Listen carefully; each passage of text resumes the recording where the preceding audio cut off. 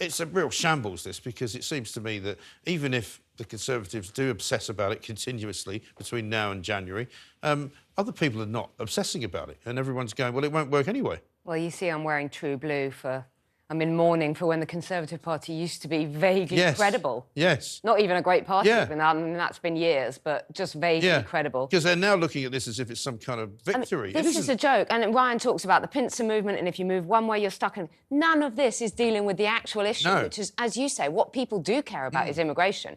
None of this is dealing with that. Right. You know, the Rwanda plan is a joke. No one is thinking about the amendments or how, you know, the point is the Prime Minister's authority is completely shot. Rishi Sunak looks weaker than ever. The farce of, you know, flying that, was it the climate change minister, thousands of miles back from COP. Right. It's been very, very badly mishandled. I mean, if Sunak was in a bad position a few weeks ago with the Suella Braverman fun and games, he's in an even weaker position now. And all of this, it seems to me, is so unnecessary, because the only reason he's at this point is because he created it for himself. He swore He didn't even invent this plan. He could have just shelved it, quietly shelved it, started off with a new piece of paper and come up with something else, or even nothing at all. Right. Nothing at all would have been better. As though he's been talking to some 5-year-olds or something, because first of all, he expected clearly for the Supreme Court to just rubber stamp it and say it was fine. Then they caught him off guard by saying, no, sorry, you can't do it. Then he decided to interview or interpret some new legislation, emergency legislation, which is what this now is, which is clearly badly drafted. He hasn't spoken to anybody before he did it. And now he's up... I don't want to say it, the creek without a paddle. I should have said it, because that's where he is. You go back to a year ago when he made that speech. He should have said, you know, I'm going to reduce the votes. I'm going to reduce the number. Right. And he could be claiming quite a decent victory now. He talks about those who came over from Albania is down by 90%, trying to set up returns agreements. So actually, this could have been a partial victory. Instead, by saying stop, you're probably no one is probably ever going to stop the boats. So this is where he's got into trouble. Right. And could be spending so much political energy and capital on this.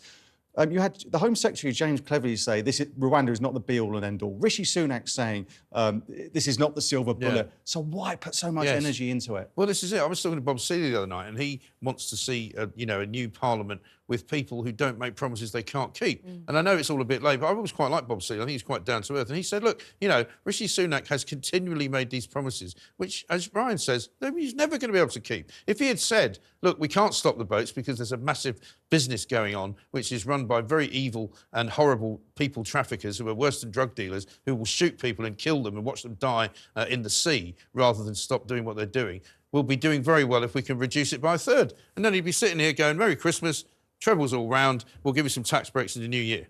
And also, the boats aren't just... I know they're the visible problem, but they're not the real issue here. We're talking about, you know, legal migration of over 700,000. That's what people are really stressed about when they talk about the pressures on our public services. Or he could have said something else, like, I'm going to sit down and quietly deal with the backlog. I'm going to put loads of resources behind that. He could have come up with a different approach. As you say, I don't think a 5-year-old would have come up with this, maybe a 5-month-old, but not even. It is extraordinary, isn't it? So, I mean, we've now got these factions, and it is very Brexit-like, isn't it? I remember seeing Mark Francois popping up on our screens yesterday, and I thought, blimey, I haven't seen him since 2019. Exactly. And also, haven't.